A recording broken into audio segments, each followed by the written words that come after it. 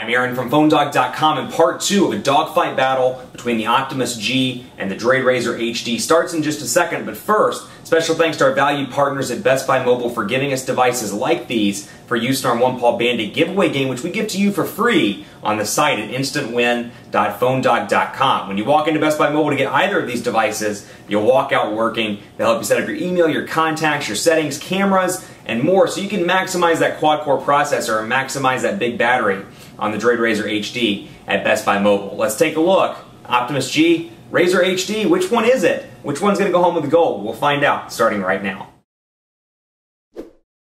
Start out part 2 of this dogfight between the LG Optimus G and the Motorola DROID RAZR HD by taking a look at the browsing capability. So first of all, you know what, we'll load it up in the stock browser first of all, the one that comes on the actual LG Optimus G. I'm a big fan of Chrome, and you'll see it over here out of the gate because of Google's acquisition of Motorola. There's no stock browser, or at least I assume that's what it is. There's no stock Motorola browser anymore. Chrome is what comes out of the gate, and you can see both of these 4G LTE networks working relatively quickly all around. So you can see a written review here by Taylor, for example. Pinch to zoom, incredibly responsive over here. Freakishly fast thanks to that quad-core processor. All around a very impressive device here with little to no lag, and of course I can change my tabs if I want to. I can add tabs, I can bookmark, and more, all at the speed of light, quite frankly. Very, very fast over here. Pinch to zoom, very responsive over on this device as well, and then of course I can click here and access new tabs by clicking right there, and I absolutely love Chrome. It's very functional, and I love little transition effects and little things like that, the way that the actual screens work. Very impressive all around, and then of course PhoneDog here and portrait to landscape transition, nice and fast with little to no lag over here. That said, I do notice a little bit of lag in comparison, of course, to the Optimus G. So if that's something that bothers you and you're looking at these two devices, take a closer look at the Optimus G. Not to spoil the ending of the dogfight, but I'm telling you, if you want power, you want raw processing power, this is going to be your device. If you want better network performance, the DROID RAZR HD is going to be your device because the wireless radio on this device is absolutely fantastic. Now that said, let's take a look at quadrant standard on both of these devices before we jump in to 4G LTE head-to-head tests on both. So we'll run the full benchmark here and take a look, and we will not run it here because it says it's stopped. Let's try that one more time, not smart actions.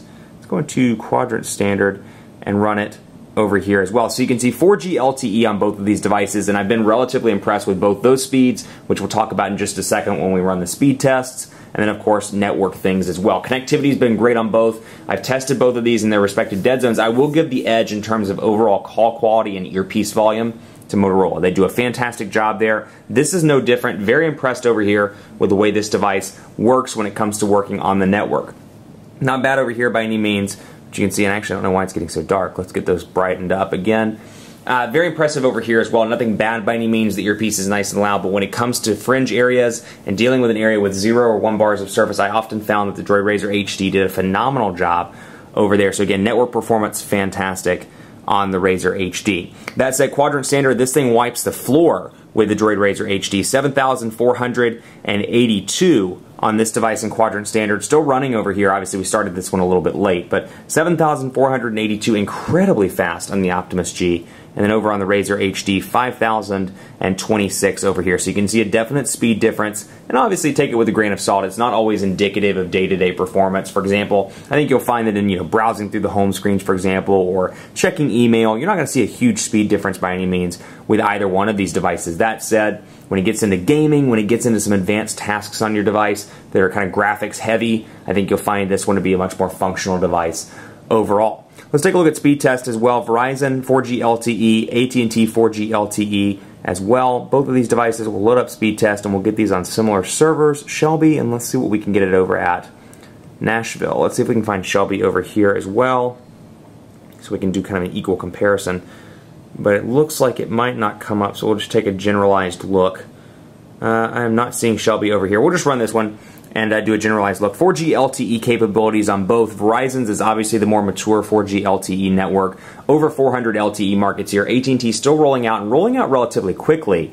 That said, I've been pretty impressed overall with both. AT&T's is not performing well right now in this particular speed test. Verizon actually quotes conservative speeds. They'll say you get between 5 and 12 megabits per second on the download and 2 to 5 megabits per second on the upload. That said, I'm oftentimes seeing faster download speeds, even in a rush hour time like this. 11 megabits per second over here, 10 megabits per second on the upload. Over here, not performing as well as I'd like it to. It's got 2 megabits per second, or just over 2 on 4G LTE, and 0.91 megabits per second over there. Not impressive by any stretch of the imagination, and granted, it could be the particular server, but I think I reset this since I last did the speed test. But you can see, yeah, for example here, 26 megabits per second, 18, 22, 15. I've seen some fast 4G LTE speeds on this device. So not to say it's bad by any means. Network's just not performing particularly well at this point in time. So keep that in mind. LTE nice and fast on both of these devices, but I think for a lot of people, LTE is to the point where it is a deciding factor in a lot of people's phone purchases, myself included. So I think you're going to have to decide, you know what, if I don't have LTE on AT&T, I do have it on Verizon, is it worth taking the slower device, or should I go with this device overall that's just incredibly fast when it comes to processing power, but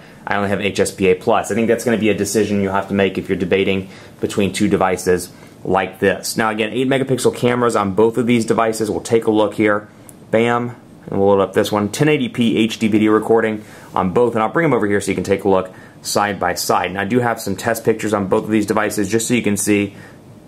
But again, pinch to zoom, incredibly responsive over here thanks to the quad-core processor. And I took a few pictures of Samsung's Galaxy Rugby Pro when I was doing the review yesterday, and of course you'll see the capacitive buttons, or excuse me, the on-screen buttons go away, though I will say you don't get that screen real estate back. For example, they're just kind of sitting right here with white dots. So you can see they automatically come back when I go into gallery. So it's not like you're adding screen real estate, you just get those to disappear while you're pinching and zooming in and out. So that is that's something to keep in mind. If that's something that bothers you, you want the added screen real estate. You do see it go away in YouTube videos though, and we'll show you, actually I'll show you that in just a second. I'm getting ahead of myself. But let's take a picture here of, oh, let's say the iPhone 5, which I hate to do kind of black and gray on black, but we'll bring it in here, take a quick look at the Apple logo, for example. Let's see how well we can get this fingerprint. And there are some cool features on the LG camera as well. Motorola is kind of stuck to the same formula for years. The camera is decent. It's not my favorite on the market by any means. I would definitely give this a wash when it comes to camera. Overall usefulness of the camera. Both are great, but don't get me wrong, you'll do just fine with 8 megapixel cameras. I like the features on this one a little bit better though, where I can take a photo and say, smile.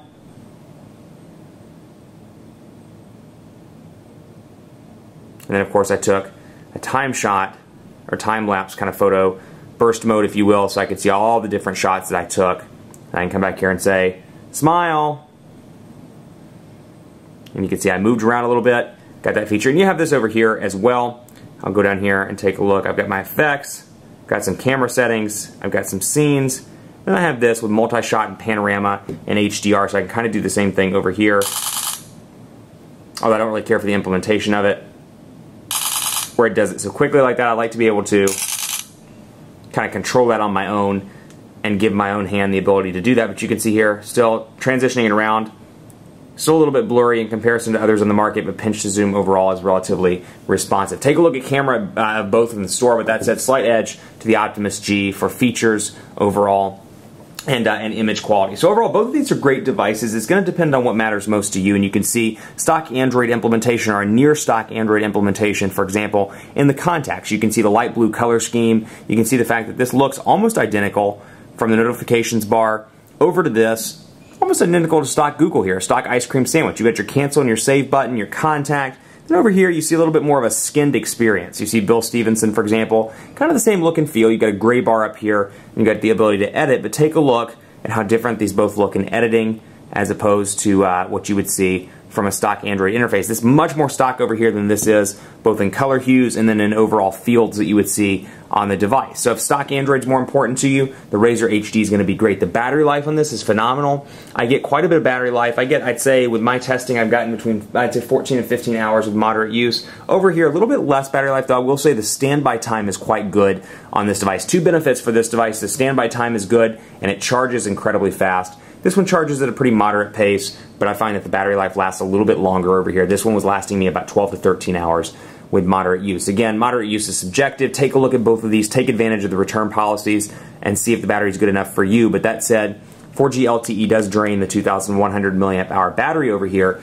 but it's faster to charge and the standby time is phenomenal over here, whereas over here, standby time, it's about the equivalent to other devices on the market, nothing amazing by any means, but I've kept this in my briefcase for like a weekend and had it drop 15% as opposed to another device dropping, or 10 or 15 I should say, as opposed to another device dropping pretty dramatically. Actually, if I remember right, the exact number was 8% from Friday to Monday on this device. So pretty impressive over there on both of those. So that said, the dogfight, a winner has to be declared because it is a dogfight battle. The winner overall is the LG Optimus G. The reason why, it's incredibly fast. LG still has quite a bit of work to do when it comes to the overall user interface. That said, it's a definite improvement from other LG devices, and given the fact that these are the same price point, I'd strongly recommend both of them first of all, but then if you're looking for a fast processor device, the Optimus G, and if you're looking for a device that has a great wireless radio and pretty good battery life as well, for it being the non-max version, take a look at this device. It's available at Verizon for $200. But overall winner for specs and all that good stuff, the Optimus G.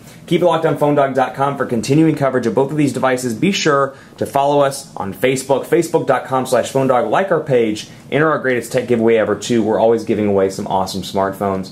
Be sure to check that out. And of course, be sure to follow me on Twitter as well, PhoneDog_Aaron. Facebook, Facebook.com/PhoneDogAB. Thanks so much for watching. Keep it locked on the site for more coverage of these devices and more as we go into this wild holiday season where it's phones, and more phones. Just a ton of phones everywhere, all around. I've got my Galaxy Note 2 somewhere over here, but you can see notes and phones, tablets, phablets, smartphones everywhere. So keep it locked on the site for continuing coverage, and as always, we'll see you next time.